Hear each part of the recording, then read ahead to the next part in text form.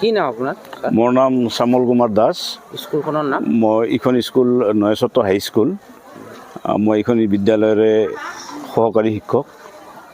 আচলতে এইটো যে বনাইছে, গেটখন যে বনাইছে, কি হিচাপে বনাইছে? মানে কিহৰ আৰ্হিত বনাইছে? তাৰমানে এইখন স্কুল আচলতে ছিনিয়ৰ মাদ্ৰাছা আছিল।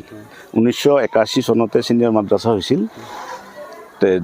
যোৱা 2022 চনত ছিনিয়ৰ মাদ্ৰাছাখন কনভাৰ্ট হ'ল হাইস্কুললৈকে, আৰু ME LP ML গেট কৰি দিলে চৰকাৰে। তেতিয়াৰ পৰা হাইস্কুল নামাকৰণ হৈছে। কিন্তু এই গেটখন আজিৰ পৰা 20 বছৰ আগতে বনোৱা, আগৰ যি ছুপাৰিনটেণ্ডেণ্ট আছিল তেখেতে বনাইছিল। তেনেকৈ আছে আৰু এতিয়া গেটখন তেনেকৈ আছে, কিন্তু নামাকৰণটো হাইস্কুল হৈ আছে। সেইটোৱে ৰহস্য, আৰু একো নাই ইয়াত। বিদ্যালয়টো ধৰ্মৰ পৰা মুক্ত হিচাপে আমি জানো বা সকলোৱে জানে। এই কিছু প্ৰতিক্ৰিয়া হোৱা নাই নেকি এনেধৰণৰ গেটে? তেনেলৈকে ৰাইজৰ পৰা কোনো প্ৰতিক্ৰিয়া অহা নাই। তেনেকৈ আগৰ পৰা চলি আছে গেটখন। নামটোহে পৰিৱৰ্তন হৈছে, হাইস্কুল হৈছে। আগত ছিনিয়ৰ মাদ্ৰাছা আছিল, এতিয়া নামটো পৰিৱৰ্তন হৈছে হাইস্কুল। ছ'চিয়েল মিডিয়াত আচলতে এইটো লৈ অলপ বিতৰ্ক চলিছে, চৰ্চা চলিছে, কি ক'ব?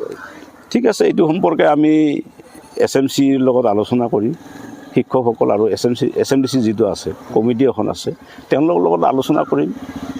কৰি পেলাই কিবা কৰা যায় যদি হয়তো পৰিৱৰ্তন কৰিবই লাগিব, যিহেতু হাইস্কুল। আৰু IS-কো আমি জনাম কথাটো, আৰু জনাই এইটো চেঞ্জ কৰিব লাগিব হয়তো।